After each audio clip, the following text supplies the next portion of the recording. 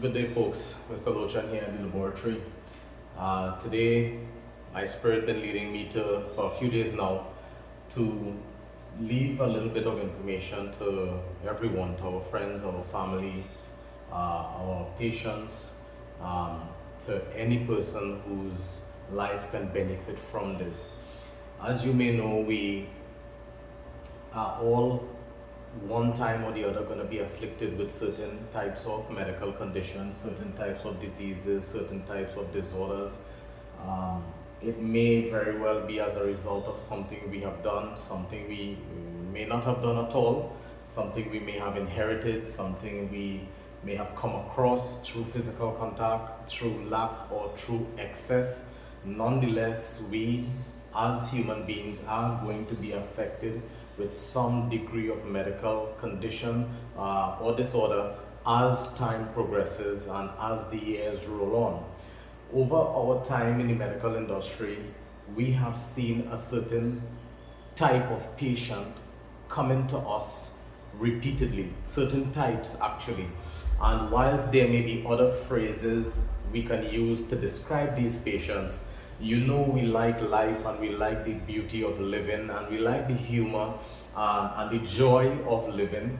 And we have ascribed a few terms that may not be unique to us at Medical Scientific, but it may be relatable to many of our physician colleagues, many of our students, our fellow technicians, etc., and also our patients. So bear with me as I guide and bring to the front some of the common patient types that we see in the industry. And you may very well ask yourself, do I belong to any one of these types?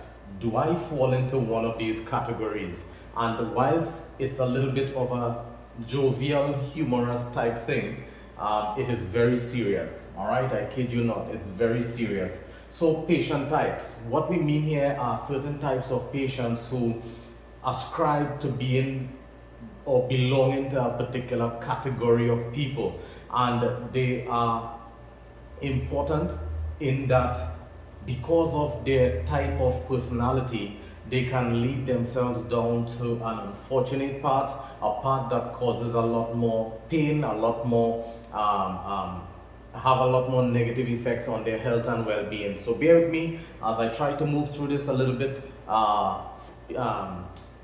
quickly, because I know time is important for all of us. So one of the first type of patients that we see, and I'm sure many of us will know someone like that possibly, patients who don't care. They do not care, or they do not place the relevance or the importance on their medical health as they ought to.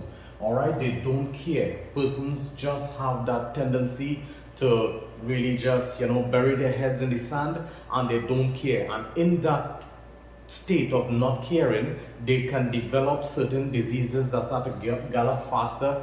They can be possibly have inherited disorders, and those things can start to creep up and manifest, and then it's a lot of headache, it's a lot of expense, it's a lot of trouble. So we have persons who don't care. I caution those persons who don't care. Now, unfortunately, we've got another set of persons who can't afford to care. They can't afford to care because the average cost of private health care in a country such as ours is relatively expensive, and many persons can't afford to care. What I mean there is that it's not that they don't care, they do not have the financial resources to back themselves up and to put themselves in the proper setting. To this, I hope and I pray that our public health system will continue to do the remarkable job that it's doing, and even expand its borders to serve the community and the people and the patients on a personal platform. So firstly, you've got patients who don't care. You've also got patients who can't afford to care. Then, thanks to my technician, my right-hand girl here, Samantha, she also felt comfortable to add this, and I decided to keep it, that patients who feel they know too much, since the World Wide Web and other information portals have been established, there's a saying that says, since PVC come out, everybody is a plumber. What that means is, because of the increase in information, many patients are downloading and gathering information on themselves, and they are not able to properly sort, to properly manage, to properly dissect and digest that information. And what happens, they become just an avenue where they know a little bit too much, and then that can be problematic. It could be problematic for people in the lab industry. It can be problematic for their own physicians. It could be problematic for their own personal lives. Trust me, there are persons who just go and read up, and then all of a sudden they are now little MDs, little medical doctors. All right, and we caution our patients to submit and be guided by the expertise of your physicians. Then we have what Samantha says is two-faced patients. Patients who come to the laboratory, and individuals who come and try to access medical health care, and they bring mixed signals. Sometimes there's ambiguity in the information that they bring to us, and as a result, the product that we give to them is affected. We give a less than optimal product because sometimes they do not fast properly, sometimes they do not share relevant information that we ask, sometimes they do not adhere to the instructions, and all of this. So you've got some persons who do not present in a proper, transparent way. Two-faced patients. Then we have one that I have a lot of concern about: self-medicators. Each patient is unique. If you've got a hypertension and a diabetes issue, and your sister has a hypertension and diabetes issue, and your father has a hypertension and diabetes issue, it does not mean that all three of you can take the metformin and manage yourself with the same way, because each one of you are unique in your own special way, and you may have other existing medical conditions that could conflict and impact on what your sister and what your father is taking. So we encourage persons to move away from self-medicating. All right, so this is what we want to encourage here. Everybody is unique. There are other conditions that can play a factor, and then that causes conflict in proper management of the patient's disease or medical condition. Then you've got sharers, which is kind of related to self-medicators, but sharers now want to spread their love so much that they take their medicines and they also give it to their relatives, their friends, etc., not appreciating the same factor here with self-medicators, that you've got your own unique biology, you've got your own unique physical structure and system that is separate from everybody else's. So look out for persons who are keen on sharing medication. That in itself can be counterproductive. All right, then we've got something that I like to call sleepers. Sleepers are persons who have been diagnosed with a medical condition, and then after diagnosis, they develop a level of stasis, a level of complacency, a level of inaction with respect to their primary diagnosis, and they fail in following up and following through with their physicians, whether it be in the physical, the public health system or the private health care system, and they develop a state of inactivity, and their primary diagnosis worsens, the medical condition worsens, and then bam, later down the road, they evolve into a worse state, and now it's more difficult to manage, to treat, to even cure that condition. So those are the sleepers. Then we've got persons who are called the dreamers. In this life, it's good to dream. You know, some of the best of us are dreamers. But in terms of medical sciences, dreamers are persons who are not aware.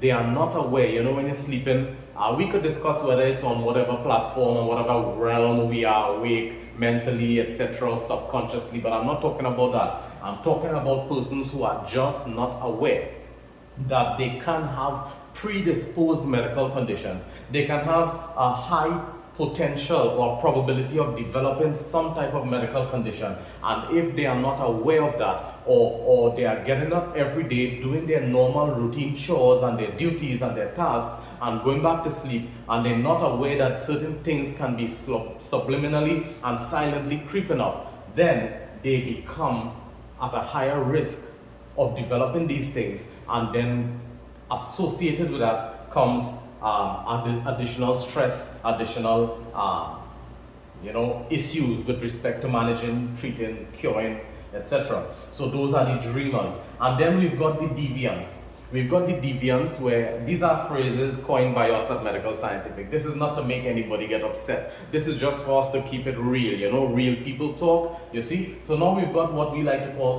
deviants, where patients have been given instructions by their physicians, and then because of the self-medicators, because of the feeling that they know too much, they go and deviate from their physician's instructions. They go and change their medicinal regimen. They go and stop off when they want to, start back when they want to, put their whole systems and body systems and kidney and liver and all of these other systems in a state of turmoil. And then what happens? They get more sick. So what happens with these deviants? They fail in that they change their physician's instructions, they adjust it, they edit it. So just to recap, friends and family, some common patient types. This is not to put any negative light on anyone, but this is for you to bring, this is for us to bring the laboratory and the medical industry, the diagnostic industry, patient health, patient well-being straight up on front and full frontal to you. Some patients don't care. Some patients, unfortunately, cannot care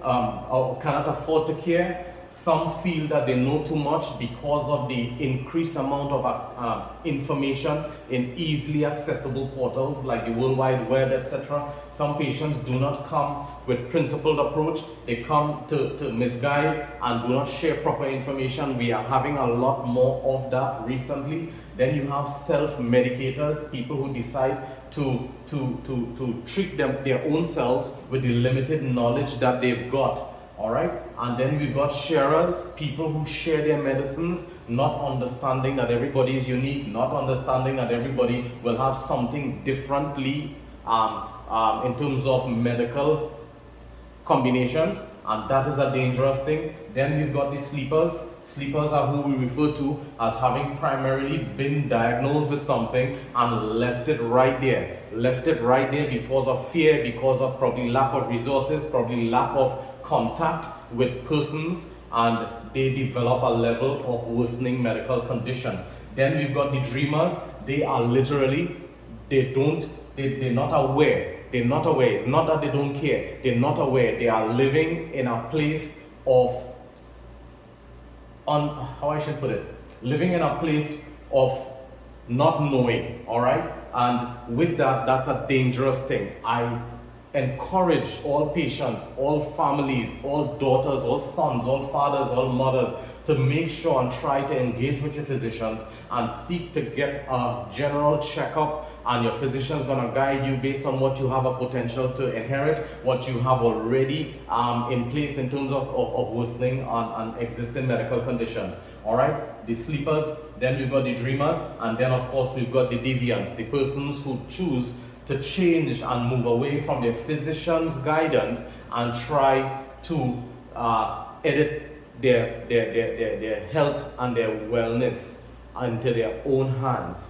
It is our hope at Medical Scientific that our intentions are not to be insultive in any way, but sometimes it's good that we reach out to each other, and these are some of the most common patient types that we see. Of course, the other patient type is the fully compliant patient that is submissive to the healthcare being meted out to them, that is very sequential, keeping all their records of their blood pressures and very systematically and methodically moving across and through their medical health. So please, from Medical Scientific to you, to all of you, wherever you may be, please identify whether you may know persons like this, whether you may be in one of these categories, and please seek to try and correct it. Otherwise, you may be faced in the future with some unsavory outcomes as a result of being don't care, you don't care, you maybe cannot afford to care. This is one I have a particular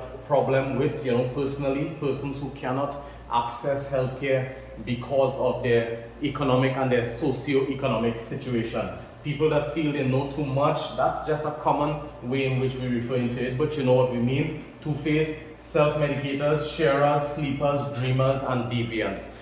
It is our hope that this little overview has touched you in some way, and we hope that your life can be changed by what we decided to share with you. God bless you, keep well, and keep reaching for the stars of good health.